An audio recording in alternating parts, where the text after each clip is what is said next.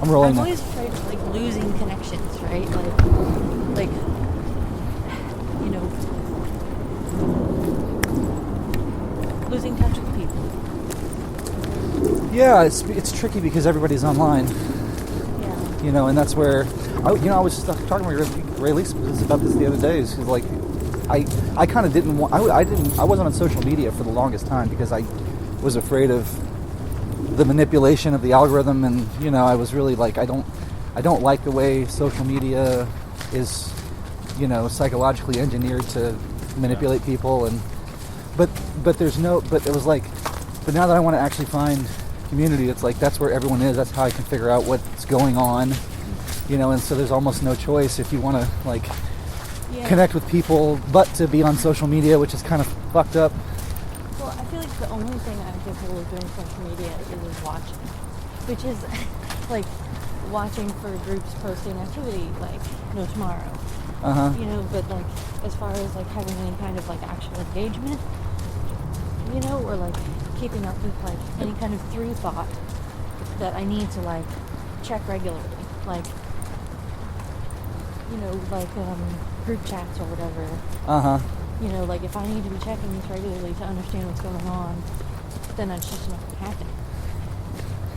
So it's just, I've already lost touch with, even though I was super interested in your bird group, or your, not bird group. Well, I haven't done anything with that either. That's probably why nothing showed up, because I haven't. It wasn't like a bird group. What was it? It was like music. I think I called it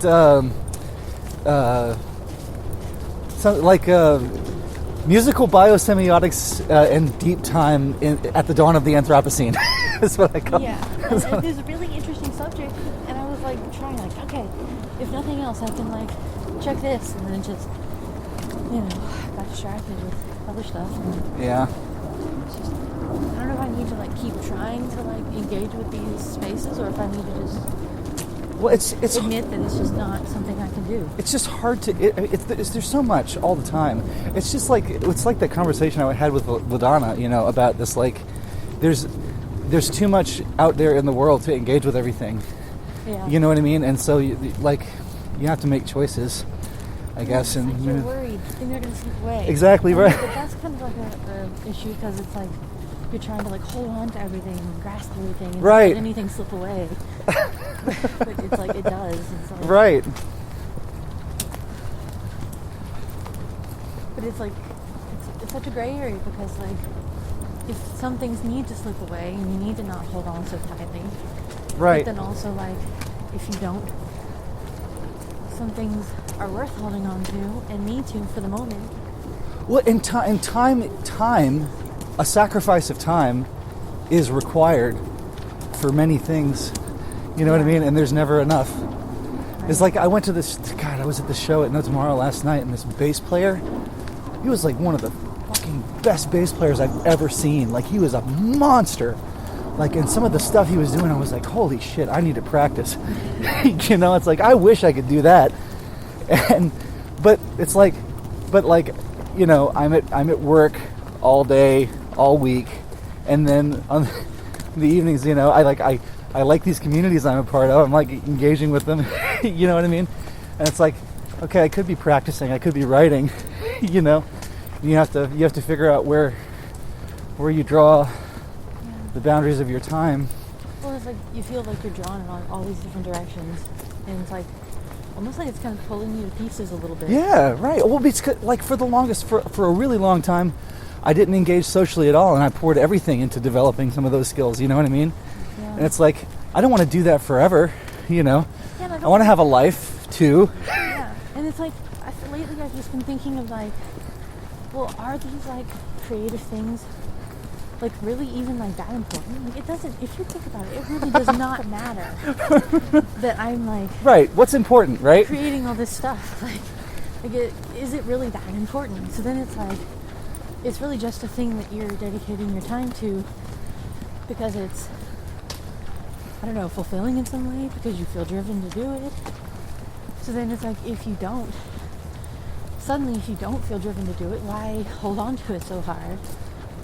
But then it's like, I think about not doing it, and I feel this like fear, you know, it's like, oh, I'm not going to write, I'm not going to paint. It comes back to, it comes back to this this conversation with LaDonna, it feels like, because I was like expressing these same anxieties, and I was like, you know, like we, in order to escape, we feel this compulsion to attach to the eternal or things that don't change or something, you know, and it's like, just let go, you know, just play, you know, and let it be play, and you know, and that's it.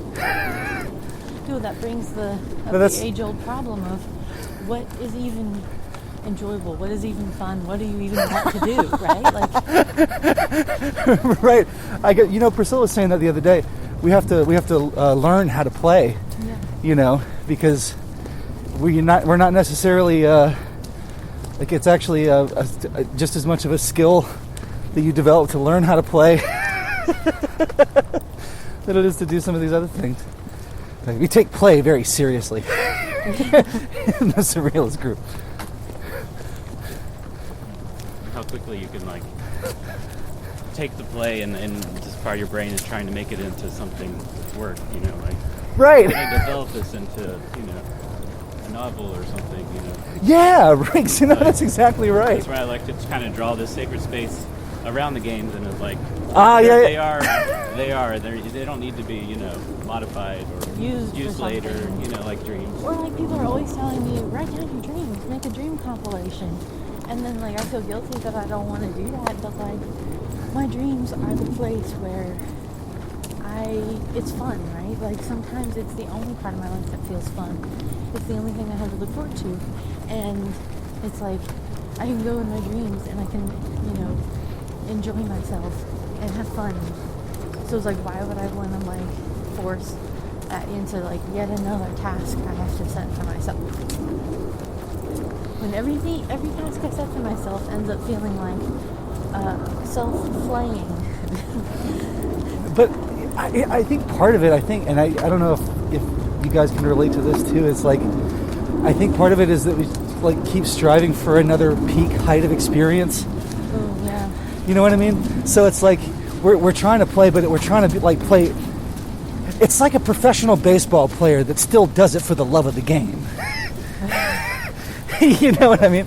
Like, we're trying to get to that level of play where we're like getting the thrills of the true Csikszentmihalyi peak experience, you know, of flow states, you know, which is like impossible to get to unless you do a lot of work on the front end. But it's like when you're in the middle of the execution of it, you're at like this height that's like impossible to get otherwise, or something like that. And there's a lot of front-loaded work on it. So maybe we're just like chasing that dragon. Yeah, there's always like, sometimes when you play these like Surrealist games, there's this gem that you unexpectedly find, but then like you come to expect that or want that and look for it specifically, and I feel like when you are looking for it specifically, you're almost guaranteed not to find it. That's funny.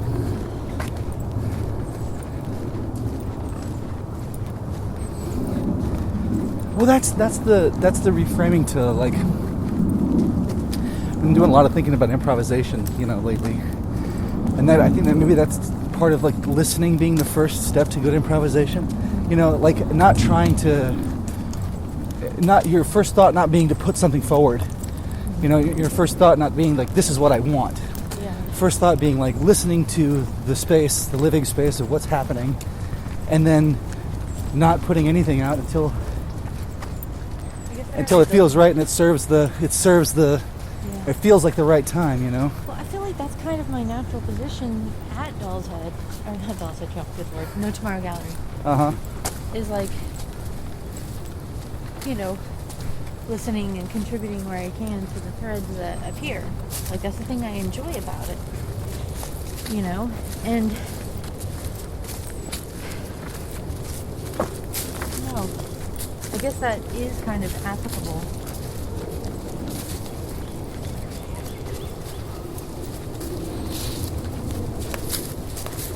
I'm just not sure how. Like, I feel like what has made No Tomorrow special is because it is a facilitator of that. Yeah. I guess it's because you have to have a kind of a group. Yeah. The egregore a group of people who you've developed a language of communication with. Yeah. You know, who you kind of know, where you've come to know. Of course, then again, there's always like new people too that we've, you know. Yeah. So I guess it's a. But the egregore and the environment is Right. kind of like set those standards, and it's almost, you know, kind of become its own sort of force and personality. So I feel like a lot of times when new people do come in, like maybe they don't sense it right away, but I mean, I feel like it makes itself known. Like, I don't know. Yeah. Yeah. That's true. I've certainly gone through a series of metamorphoses since I've been engaging with the egregore. It's like so many times, like when it's your like personal creative output, and you're like, sometimes you just feel like, why am I even doing this? What's the point? Uh-huh. It doesn't really mean anything. It doesn't matter what you do. So why am I doing this? And you just feel so lost. Maybe like it's the isolation and the sort of like maybe you don't have to necessarily like open yourself to egregore of other humans. Maybe there's a way to open yourself up generally to the threads of what's around you, like just in the world. Right, kind of being in relationship with the world rather than being sort of stuck in your own sort of inner microcosm, right? Yeah. Well, you know, that's one of the things I was thinking about this album this summer, you know, and I have all this material that I've like accumulated before a year ago when we met, you know, and I'm looking and I'm like, well, I was going to use this and turn this into an album, but like now that I've been changed by all these people, you know, I'm not sure that I have the same things to say that I did before, you know, and maybe I need to rethink the entire thing. Which is interesting because I feel like sometimes like thinking about your creative output less can be useful, like being rash, putting things out there quick, because I feel like what you want to say is always changing. So like maybe it's good to just get things out. So you're saying what you need to say now, and then later you can say what you need to say later. But Yeah. I feel like just some things take a long time. That's true. So then it's like, how do you reconcile like like the differences between what you needed to say then with the things you need to say now? Right, and it's fashioning a body of time. You know, Yeah. it's when you get into longer stretches. You know, that's one of the things. Like when I with this kind of record that I've been keeping. You know, a lot of these messages to myself are like explicitly framed as throwing up like communication lines between the past and the future. So it's like I'll say it literally as like this is me talking to future you, you know, blah blah blah blah blah. Hope you throw another hole up so that we can keep these lines connected, you know, further out. But yeah, I guess Maybe like the conflict between is also a part of it. Like right, because you don't know who the future you is going to be, right? Yeah. And you don't know how they're going to react to that person. You know, that's like one of my favorite.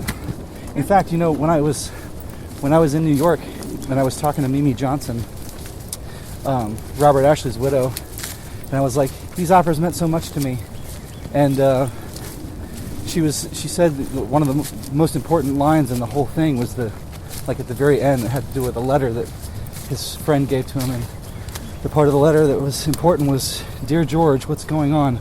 I'm not the person I used to be."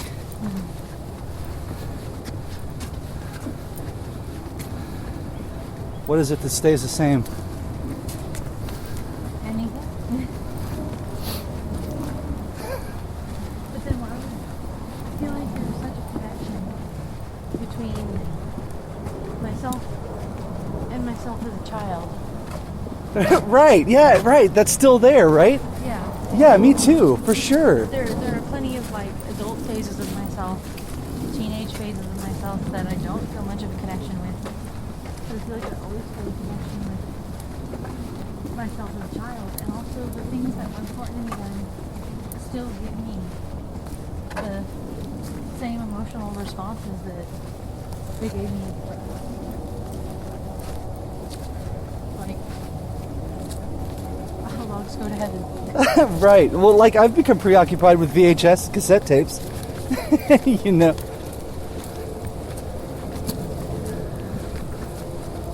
Wow. Wait, so what's it? How did? Who did this?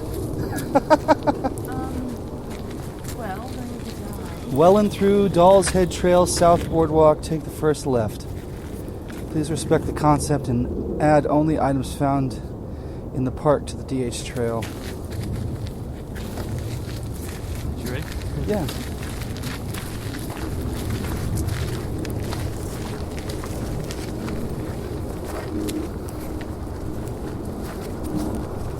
Thanks for this. Yeah. Got multiple movies here. Yeah, I remember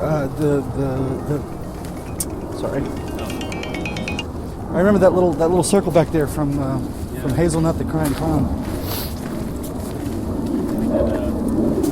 It was the night issue where we everyone sent in pieces for a garment, and it was like the wedding gown to marry the moon. And then Hazel sewed it all together. Wait, the wedding gown to marry the moon? Yeah. Who was marrying the moon? Whoever, like... Megan was married. Okay. You remember it better than me. Yeah, or I think it was... We filmed it. We called it the Moon Consort because I ended up calling it that because Ron Sikorsky didn't like the marriage thing. So we went with, I guess, she was wearing a gown to become the consort of the moon. Oh, we used one of those dowsing rods. Okay. To decide who was the Oh yeah. Yeah, but Megan was wearing it that day for the film. Oh yeah, Ron Sikorsky won. Yeah, he was. We used the dowsing rod. We had like different objects that were representing each person. Their names. Sorry, this was a while ago. And it had their names under it. And then Megan wore the garment and used the dowsing rod to decide who was going to be the moon consort. But I think she was representing the moon. So she was wearing the gown. And she had painted her face with like white paint. And she had moons on her forehead. And she had just done it with like a regular acrylic paint. And she had to go to work later. And we went back to our old apartment on Seminole Ave. And she was trying to wash her face. And she could not get this stuff off for the life of her. And she still had like some like white flakes and moon shapes on her forehead when she went to work. Like Catholics on Ash Wednesday. With the smudge on their forehead. It was my favorite. Actually, Me too. Lent was always a big deal in my family. Liked Good Friday. Actually. What did you grow up? What are they? Lutheran. Lutheran. But I liked the one. Bartender. Good Friday was the one where you left in silence, right? I think so. I mean, it's always very, very solemn, you know. Yeah, I think I liked that one because they would turn the lights out. You'd have your candles, and then at some point you'd blow out your candles, and everyone would leave in silence. And to me, it always felt like that was emblematic of the parts of church I actually enjoyed, which were the ritual parts. Right. Did you? What was the Easter ritual like in the Lutheran church? Because I know in the Catholic church it's sunrise. Yeah. So that one was never as. No, I'm thinking Christmas Eve. I don't know. There's this one. Oh, yeah, the candles. Yeah, the candles. That was always the big one because we would always start outside with a big bonfire. Ooh. Yeah, and the priest would be around, like in the front of the bonfire. and everyone would have candles, and there would be a big speech, and he would light the first candle, and then that candle would light every other candle, and it would spread all over the place, and then everyone would use those candles to walk into the dark church. You know, it's quite a stunning ritual. Yeah, and you know, the kind of like Latin like liturgy, and like the sort of more traditional songs and the sort of more ritual feeling rituals were the things I liked. Nice hole here. What's that? Nice hole. What's is there something in the hole? What's in the box? Mystery.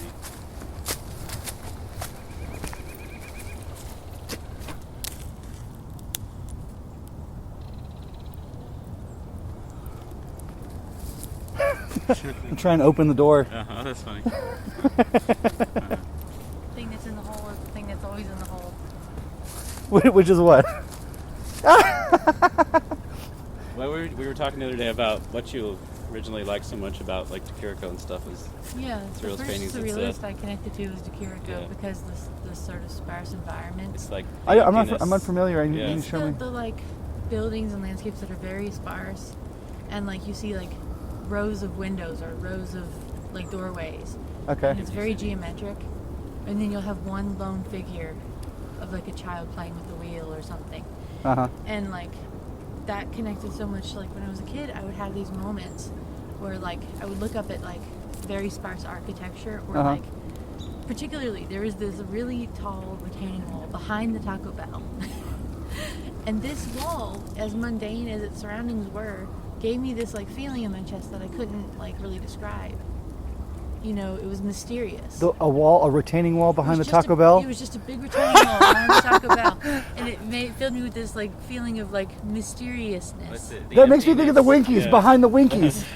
You know, Remember that? in Mulholland Drive. Oh yeah. You know, Yeah. like they're talking about their dream, and then referring to the fact that there was something in the dream that happened. Yeah. You know, and then they go behind the Winkies, and like. Or like old post offices, for instance, and you go in those rooms and it's nothing but those little boxes, and it gives you like a feeling, or it always gave me a feeling. It's hard to describe, but it's very like mysterious. It's like, Yeah. and I was asking, or like a row of pines that have been replanted and they're in a row, and there's nothing much in between. Yeah, it's like yeah. But it's yeah. Stephen actually described it. I was like, Stephen, what is that feeling? What is it? It's the emptiness that fills itself with mystery. And I was like, that's like such a good description of the feeling. But I've like been feeling this since I was a small child, and the only time I found it referenced in anything, or the first time I found it referenced in anything, was a De Chirico painting. I guess they consider them like dreamscape, but that doesn't quite fit. It's not, because you do see those kinds of landscapes in dreams, but that's not the only place you see them.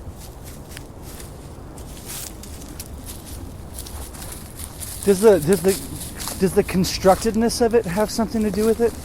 Because the images you were talking about all seemed like deliberate constructions rather than the products of proliferation. Well, yeah, it's something. You know what I mean? Like you look at this landscape, and it's profuse. Right.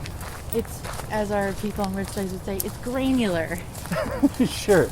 And then you come across. Yeah, like the bark on this tree. You know what I mean? It's not on a straight line. There are no measured numbers, but Yeah. But there's still a sense of it has a mathematical right, nature, but it's fractal. Yes. And it proliferates. It's not like geometric. Right, it's not square. Yeah. It's it's funny, I was listening to a podcast the other day, they were talking about team circle versus team square. You know, like the analog versus the digital. Well, you can see I like them both. Right. And I think that the points in the world where they intersect are the points that give me that feeling. Right? You see a bunch That's of the pine dialectic, trees. right? You see a bunch of pine trees and they're in an ordered row. And it gives you that feeling. Oh, I love this one. This is great.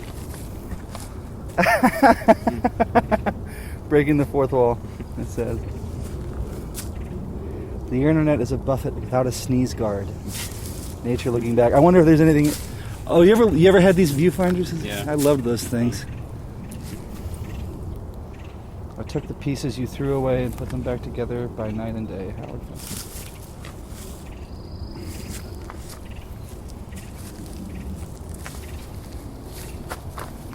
this? I think what's really interesting is like Does make believe this is a black Trans Am? I feel like places like that don't just exist because humans have made them exist, right? Like the example of the pine trees is one where humans have like made it happen because they've clear cut and then they've replanted. Right. But I think it happens. Like I've seen moments like places like that, just in nature. Like where? A tundra? Maybe. But still, I don't see any squares on a tundra. It's just flat. I mean, maybe if you The think of the beach. horizon. Yeah, the horizon itself as being a flat, you know. Yeah, or I mean, it's not actually flat, but it looks flat. Sure. And also like the beach, like when you have like the ripples, and they're so like smooth, you know, like the ones like where the water has come up and it's receded, Uh-huh. and it's very smooth, and it's just so like even with the ripples. Or like, I don't know, the moon. Repeating surface. Those still seem like sinusoidal objects, though. You know, I haven't seen, you know, that's not square. Well, but it's not, it doesn't have to be square. That's the You know. thing is like the pine trees are only square because pine trees grow tall and straight. Well, I Like- was talking about the planting pattern being the square thing because it's a straight line.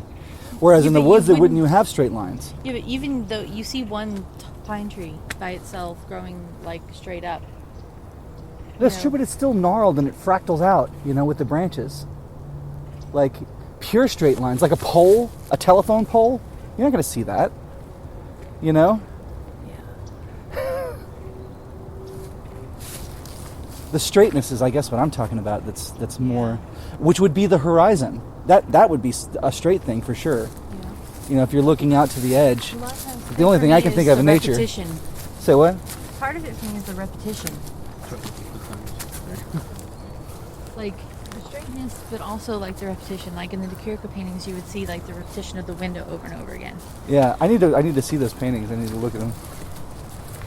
The window over and over. And like sometimes in nature, you'll see like that kind of like repetition. Like a line of ducks.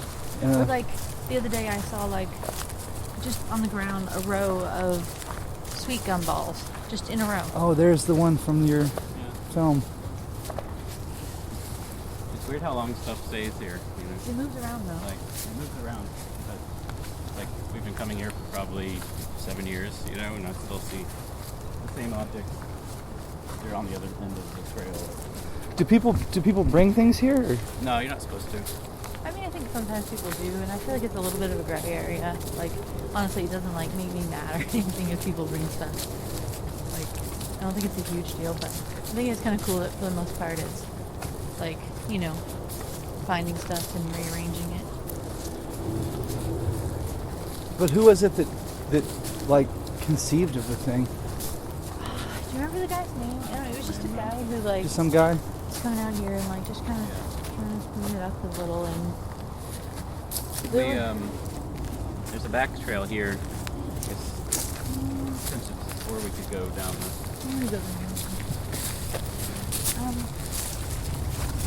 Well, the reason it's called Dollswood Trail is there were a lot of dolls. Wait, I thought it was going to the back route. There's wait. still like 50% of the Dulce Trail. Oh, yeah. Okay. And because it was like a brick factory, we just had a ton of bricks. And a lot of the people who worked in the brick factory, you know, lived around the brick factory, and their children had like dolls, and there were a lot of dolls.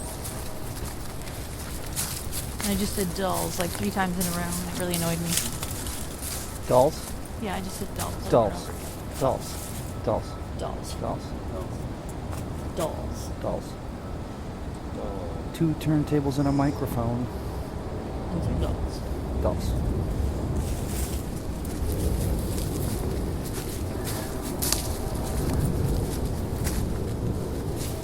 What's the differential? Yeah, but yeah, obviously, like, repetition is kind of a hallmark of human, like, production, I guess. Your soul is laid bare. Darn your socks.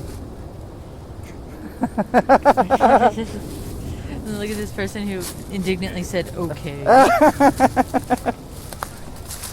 It's funny you mentioned that. Another book that's like definitely on my list to read, because I've been like digging into Deleuze and Guattari.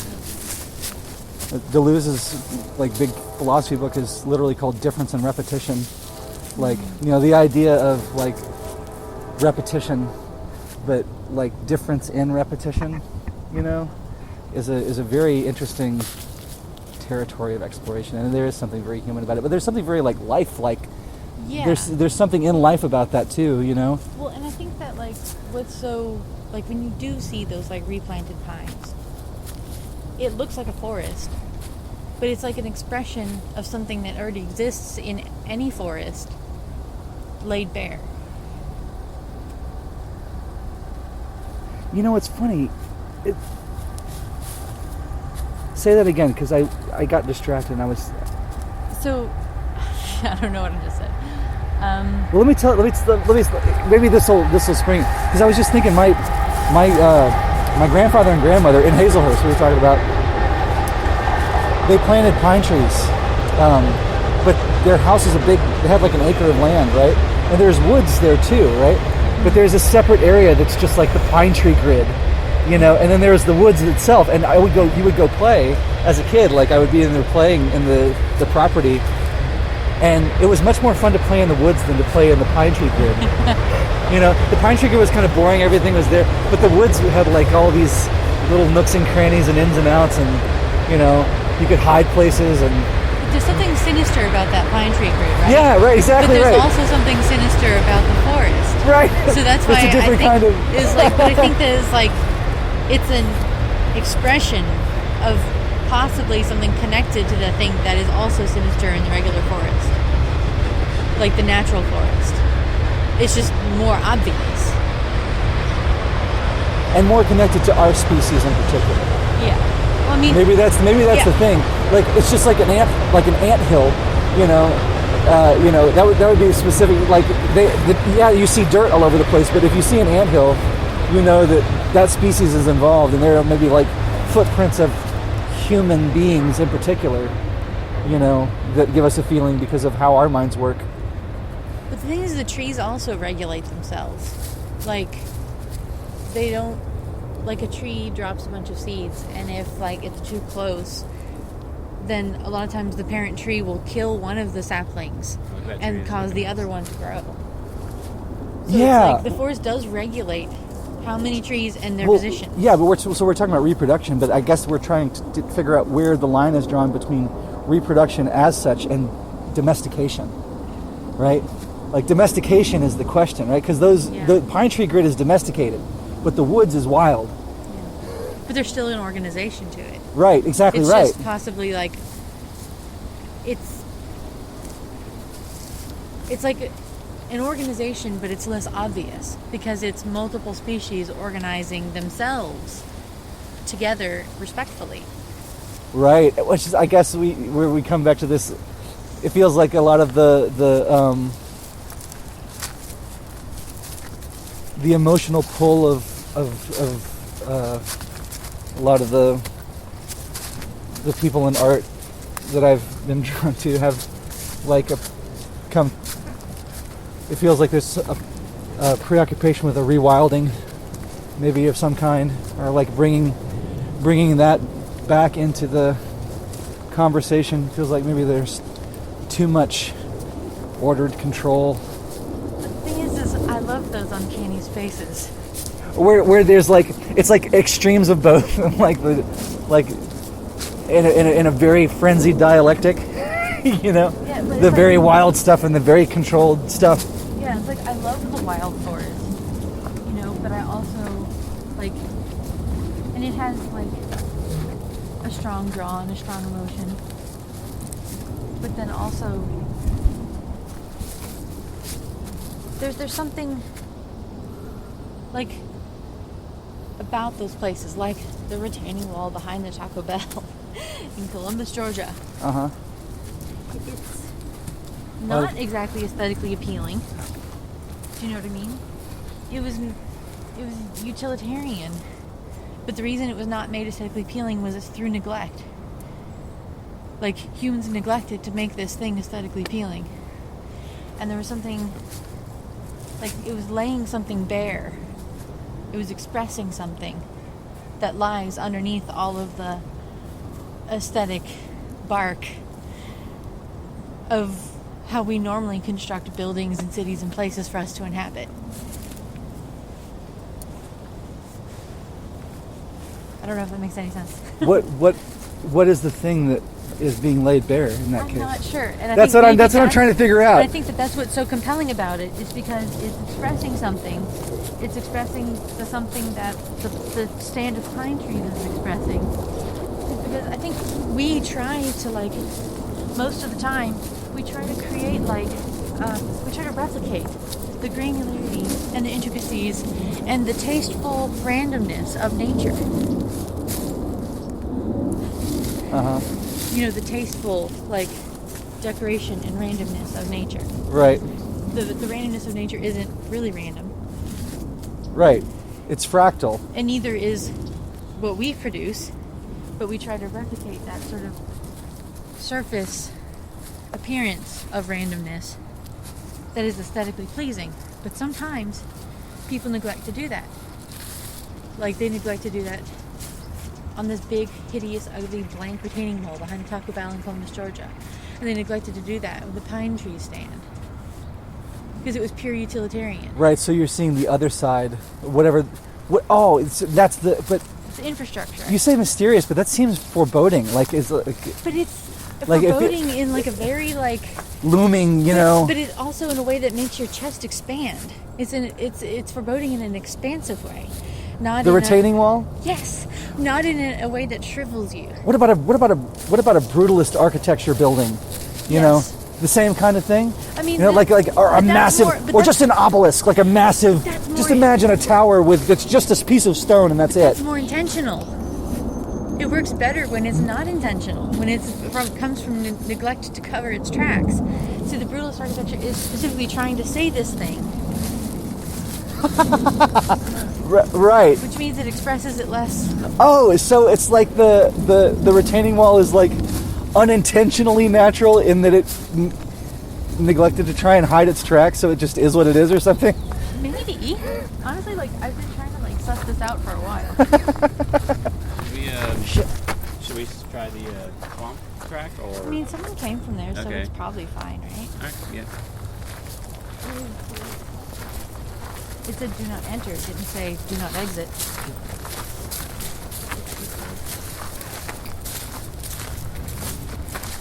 Like some creature that's really good at camouflage that you can finally see or something.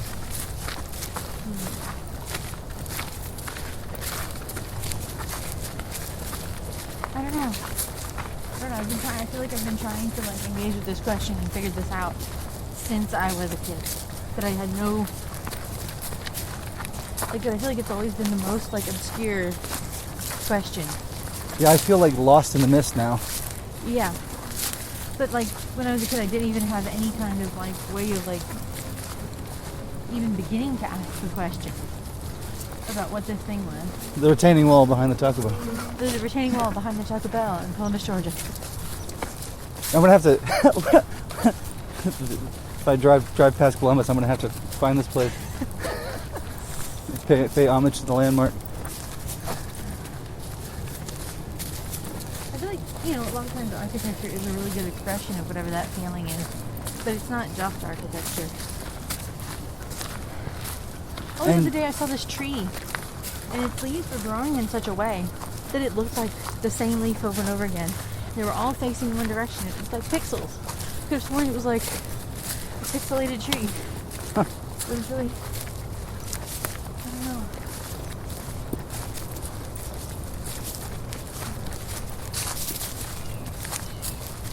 And I'm certainly not trying to say that we live in a simulation. Because I feel like... No, it's not beyond the realm of possibility, in my mind. Like, I don't think it's like, you know... Yeah, fine, it's a possibility. But it's as much of a possibility as a lot of other things for me. Sure. But part of the surrealist ethos is like, you know, remaining open to these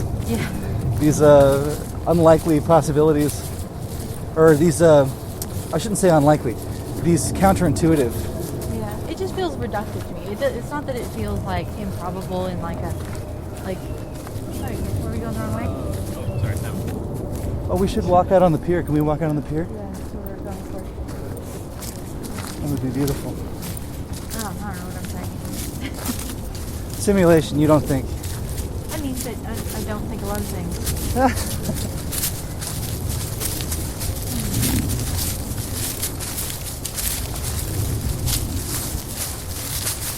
I mean, something along the lines of self-simulation, perhaps. Yeah. I don't believe, well, I can't say I really believe in anything, but I just don't give a lot of personal credence to an outside simulator. Sure.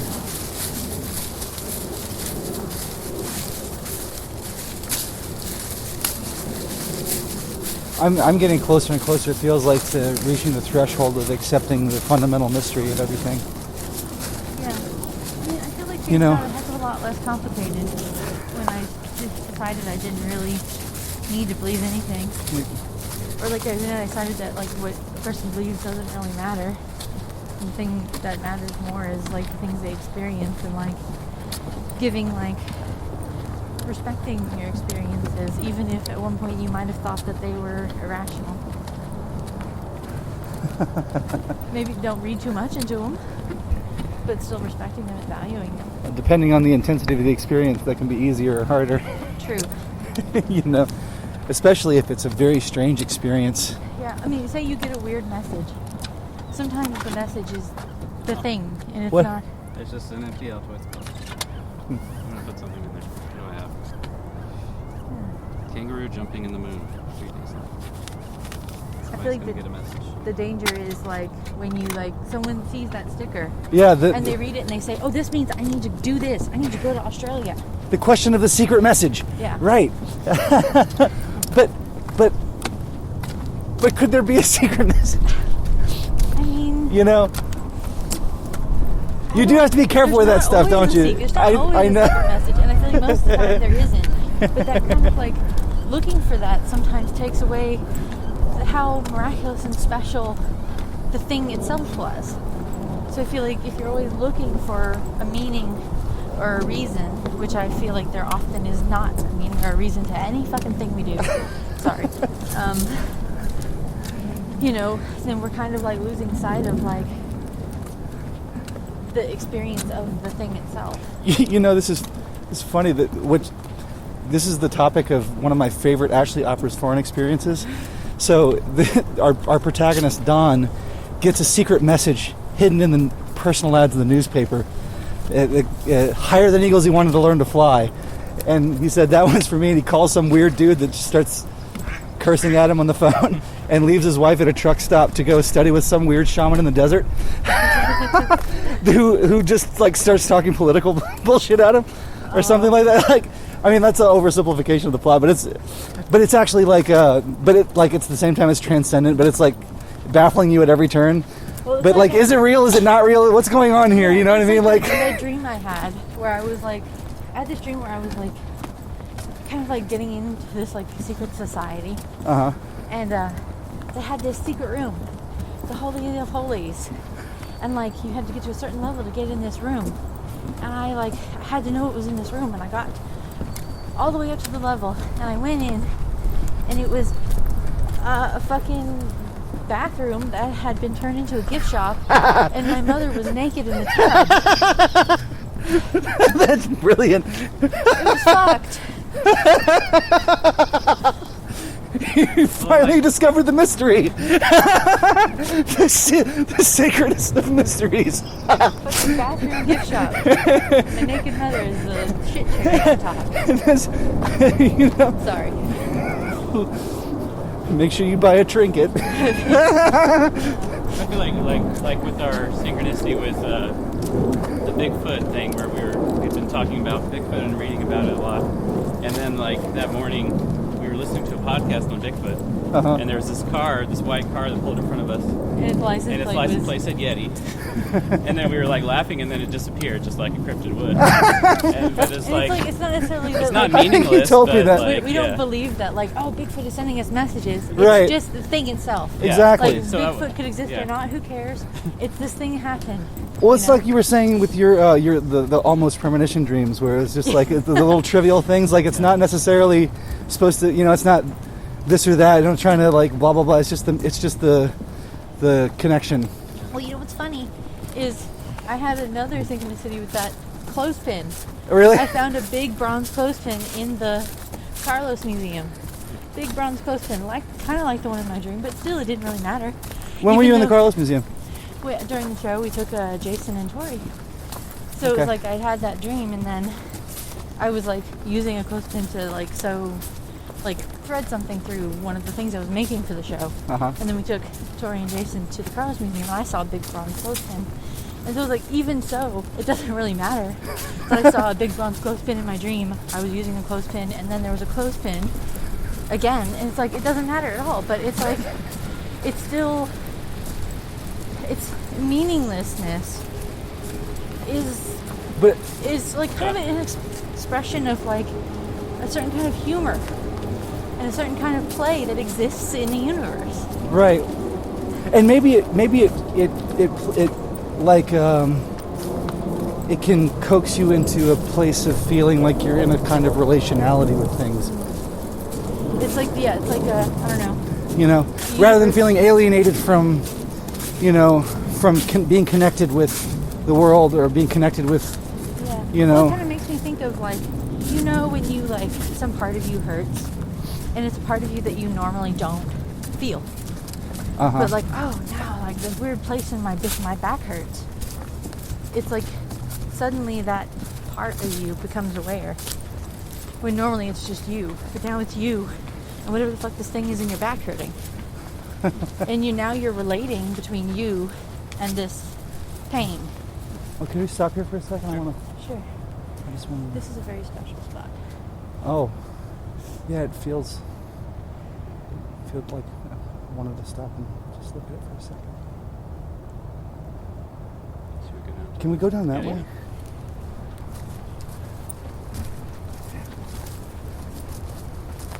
Like that. Yes. Right? I don't know what that was. Hazel always says this is kind of like a Bay Area. Like, I had no idea that was like. Yeah, I had never discussed that with you. I know, And right? one time we brought a camera out here and we were taking pictures and it broke. So what the fuck with that, huh? It broke? Yeah, the camera broke while we were trying to take a picture. Yeah. Maybe we'll listen to the recording and there'll be like some weird static or buzz on it. There used to be a metal door here. Cool, just stuck in the ground. Yeah. Careful with the large hole.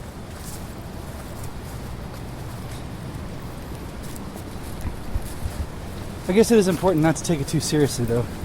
Otherwise you turn into a paranoiac. I feel like there is a way to like take things like a little seriously, but not too seriously, but still be a little respectful, but like not be too serious. You know what's funny? I was thinking of this documentary on John Cage by Peter Greenway, and Cage is talking about a diet that he went on, and he said, the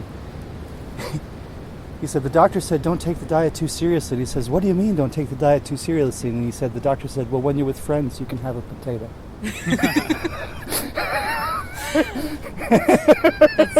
That's good.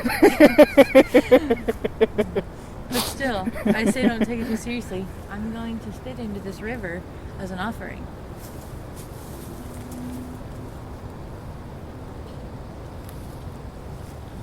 And if I had some ketchup, I'd leave that. Why? It just feels like that's what it wants.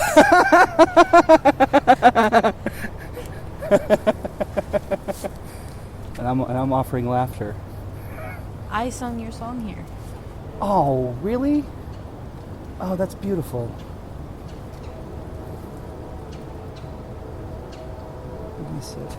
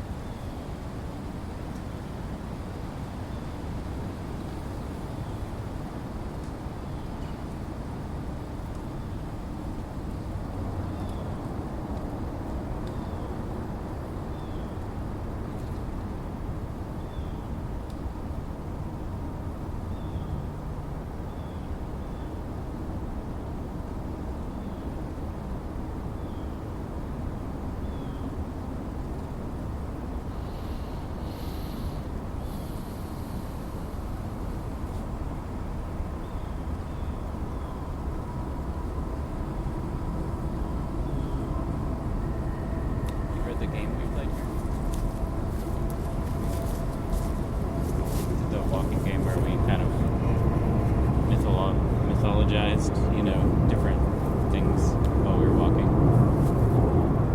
Those were the claws of the great alligator god down there, making out of the water like the body of it. I should send you that after. Yeah, after the walk.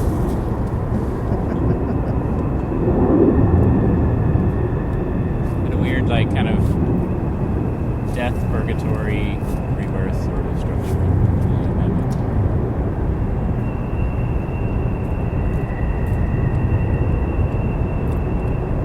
Always love the sound of trains.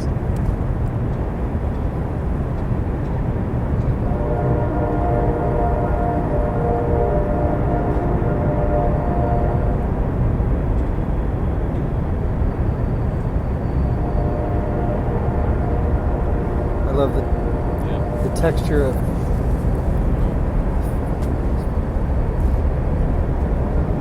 feels like skin to my some kind of a animal. It makes me think of that the turtle from the Neverending Story, the big turtle. This spot always reminds me of. I grew up in Rocky. two, was where Stephen was, and but we our backyard was up against a nature reserve, and so I would go walking back there a lot. And this reminds me of the spot. Like specifically, this spot reminds me of a spot that was back there. It's kind of interesting. Like when you come, I feel like you come to places and forests, and you recognize them. And I feel like it's usually because of a specific place in another forest.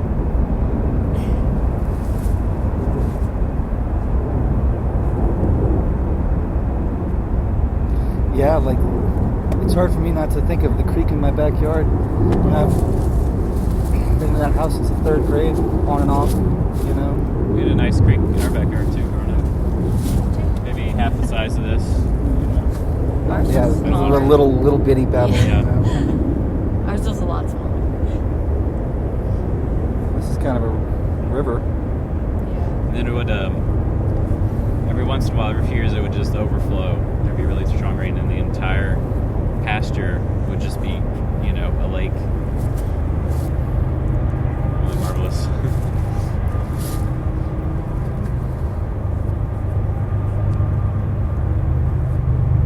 What's funny is where we lived was a subdivision, and it was built on this land that obviously people had been using. Public land that people had been using for a long time. So there was this log across our creek that was not always our creek. It was once just public creek, and this log was all worn down, and it had turned into like a bridge. It was like flat on the top. This weird subdivision just came and imposed it.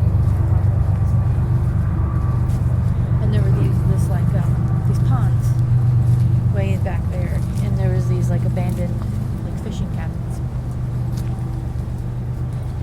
And I used to always go walk back there, and there was a little dock and a little field in front of the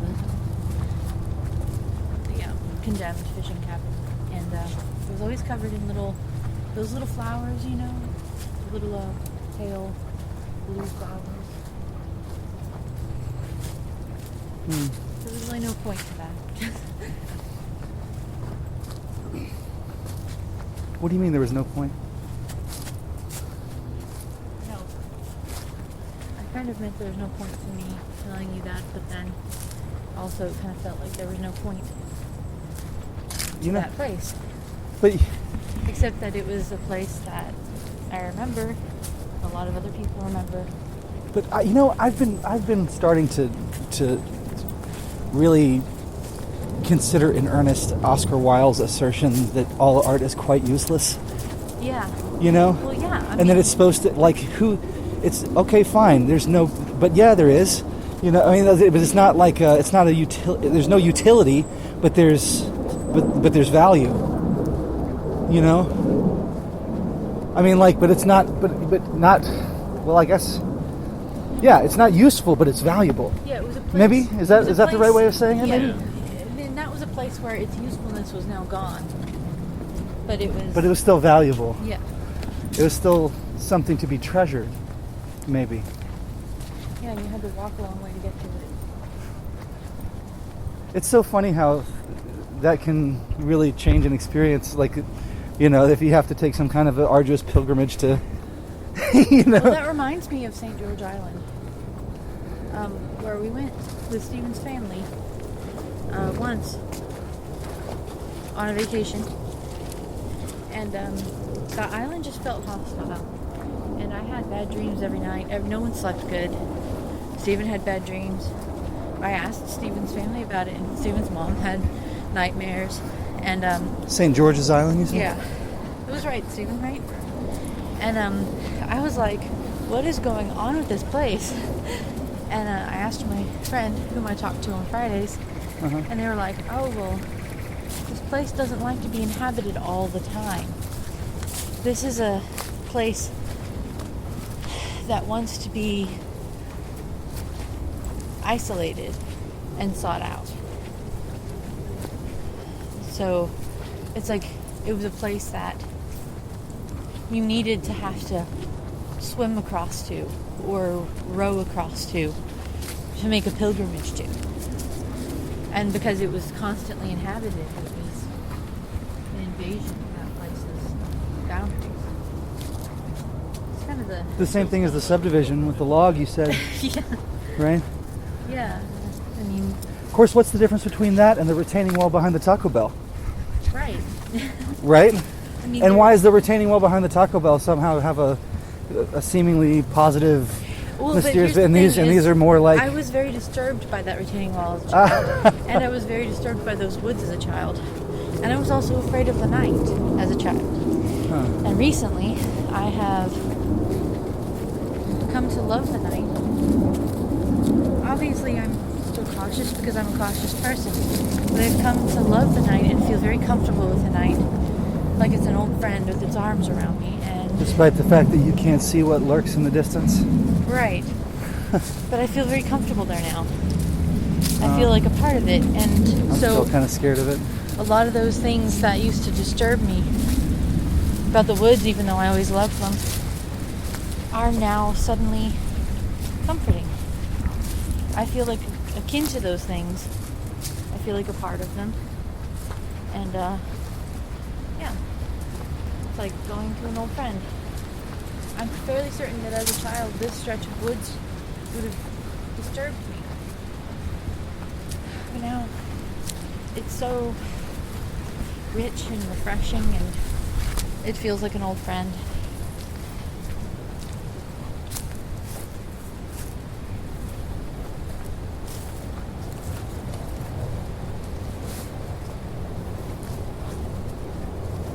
It's not to say like I've,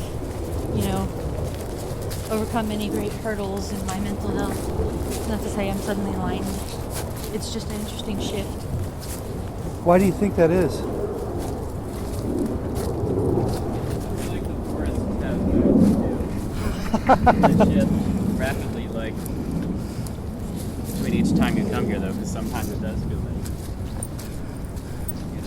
But I feel like even in those times when like I feel like it's not in a good, like not in as friendly of a mood, like I don't feel personally threatened. Like I feel like as long as you're respectful and you're just using your intuition, like I wouldn't, in those times I wouldn't come out here with like a 12-pack of beer and roll around and party and I don't know, be loud and play music on a boombox. But I would come out here and just feel it and use it. And then I don't feel like it rejects that kind of attention.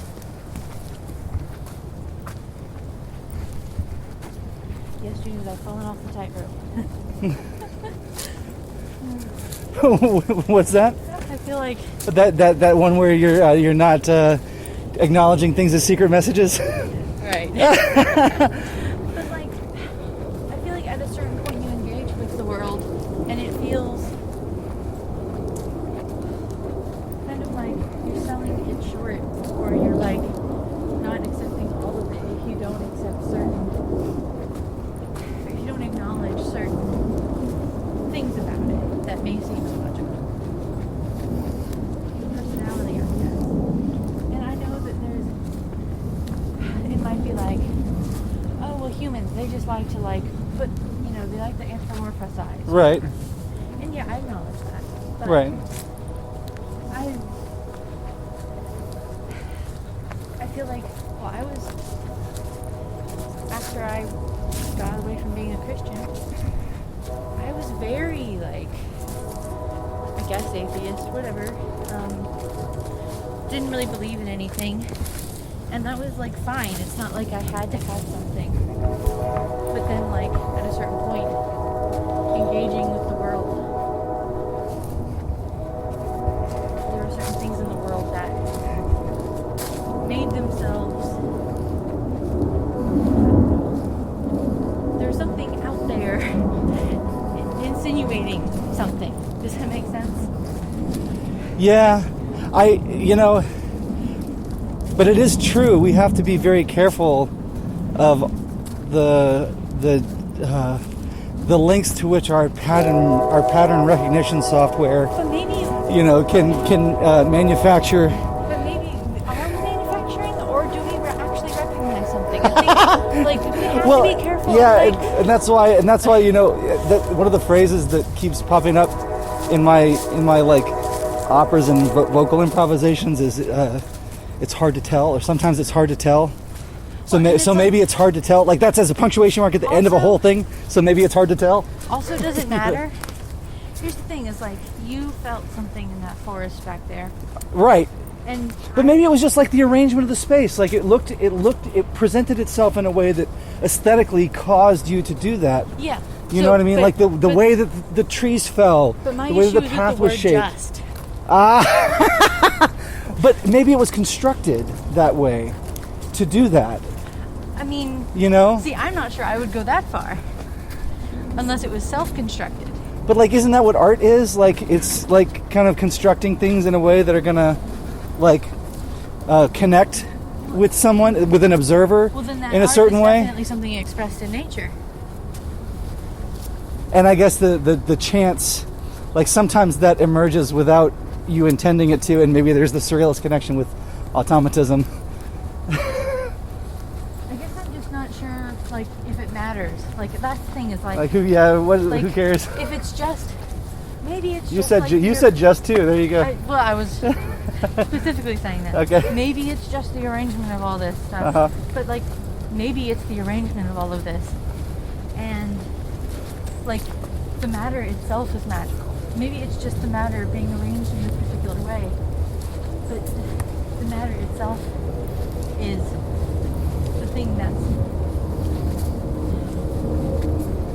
is. I don't think we need anything outside of the matter to make it better. You don't need some fairy queen saying the trees must grow this way. Right, because the risk is always that these kinds of thoughts devolve into superstition, and then superstition leads to unthinking acts of cruelty. Among those who don't think as deeply about those questions. But I think that someone for whom the idea of a fairy queen can lead to unreasoning acts of cruelty is potentially the kind of person who would do those acts with or without the fairy queen. That's true, but then they have the tools of those, like we said, arrangements of aesthetic space that can cause people to feel certain ways. It's just it can be a risky territory for someone because they're powerful tools when you recognize them. I think that it requires a certain amount of trust in yourself, and trust in the universe. Do you trust yourself not to become unreasoningly cruel?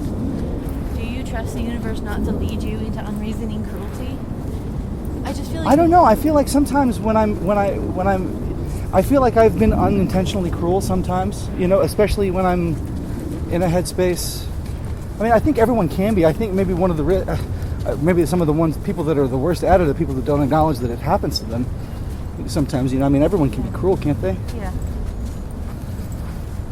I mean, sure, but like, part of me wants to say, so what? Like,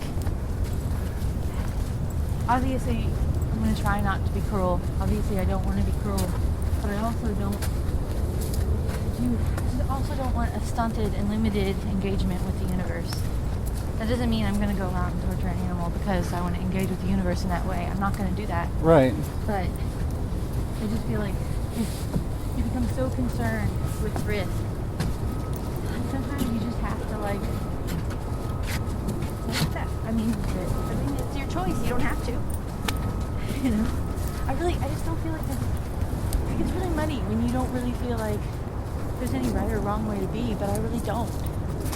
It's like, yeah, no, that's if you want to protect yourself, that's valid. If you want to go fully engage with the world, that's valid too. Like I don't know. No, I take your point. Like who gets to say? Yeah.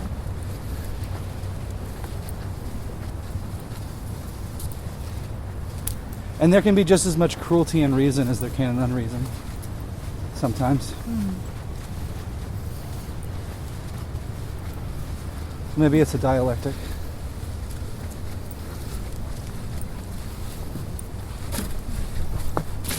Oh, was it in this like more recent Weird Study episodes where they were talking about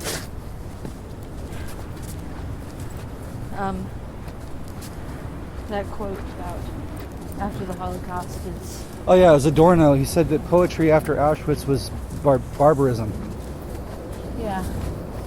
I'm not sure if I'm saying that right. They went on to discuss how like there was an idea that art would make you a better person. Right, exactly right. But then you have the Nazis using Beethoven's Ninth, to propagandize their thing as much as anybody else. And Beethoven was supposed to be this liberatory figure, So it's kind of like, it's almost like any route can be used for cruelty.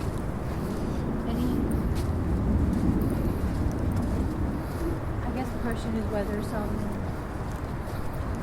thought paths are more likely to lead you into cruelty than others. I'm not sure.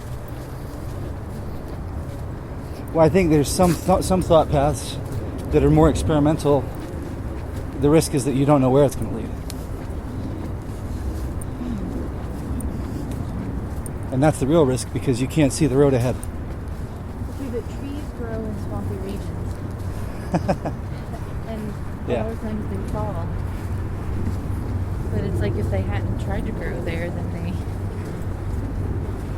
would have just never existed. I don't know. Or like, I don't know, it makes me think of when polar bears, like, they don't have any food. And they'll go swim. They'll just go swim out into the water. And they have no idea if they're going to get someplace that has food or not, but they have to take that risk. It's that will to live. To do these dangerous things in order to, like, seek out this life.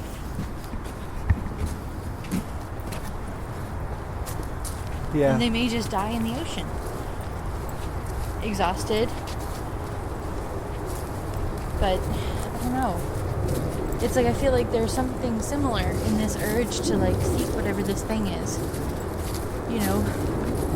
Like, and it has to do with the will to live. And I think that nature seeks in this manner too. I feel like it's fundamental to the fact that anything exists at all. This desire to, like, go down these, like, dangerous paths. I don't know.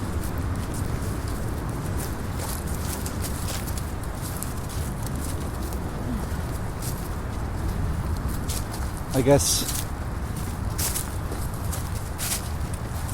one wonders what to do with the axiom "look before you leap" in that situation. Because I think caution. You can't always look. You know, with some of these things, the problem is you can't look necessarily. You have to decide whether that particular risk is important enough, or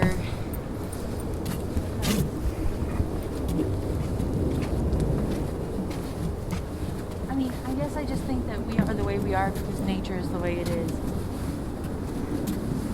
and sometimes nature takes risks, and then sometimes it doesn't. Yeah. And both are important.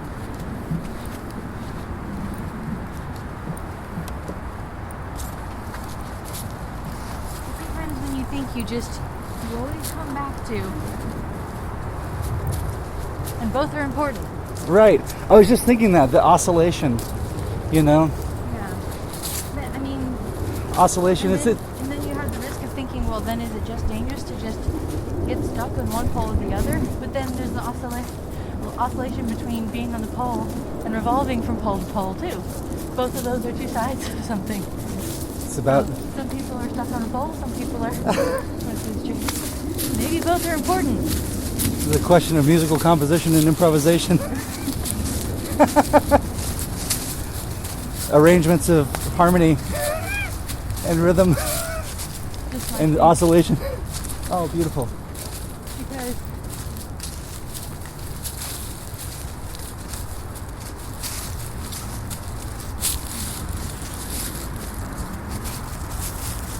Thing that goes around.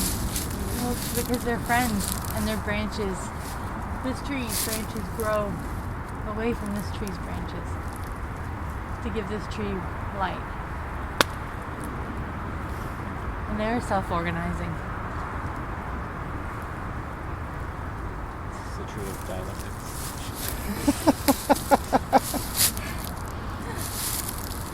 I don't know. They're good trees. And I like them.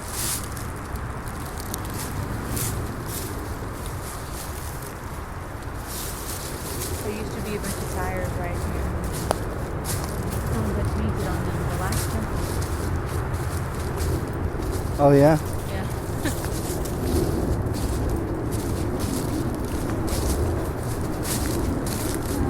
Sorry, I didn't drive rain for like. No, that's okay.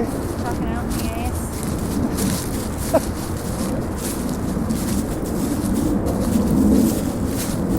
Which way do we come from? Oh, we're going that way.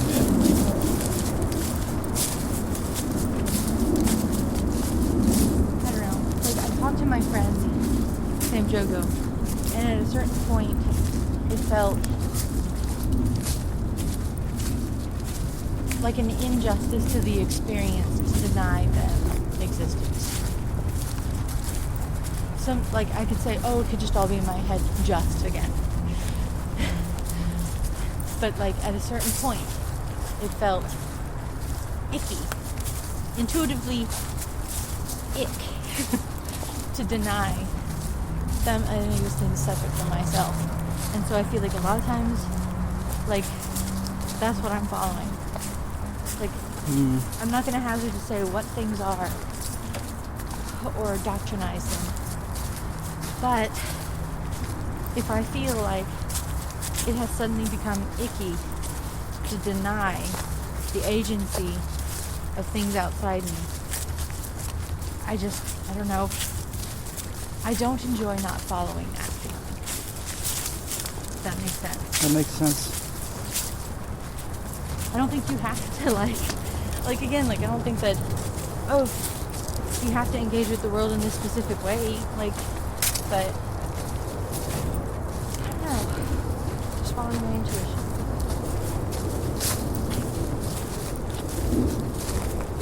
And it feels different. Like, for very anxious people, sometimes you feel like you can't trust yourself. But then sometimes you follow your intuition and you have a feeling and you just know that this feels different. This is the thing to be trusted. It's like if you can't trust that, then like what can you trust? I guess you don't have to trust anything. Science. Some would say. I mean, You know. I think science is cool. I like it. I like stars and planets and microbes. I just happen to think they're really cool and maybe a little magical. Right. And I can't evolve into limitations of thought too.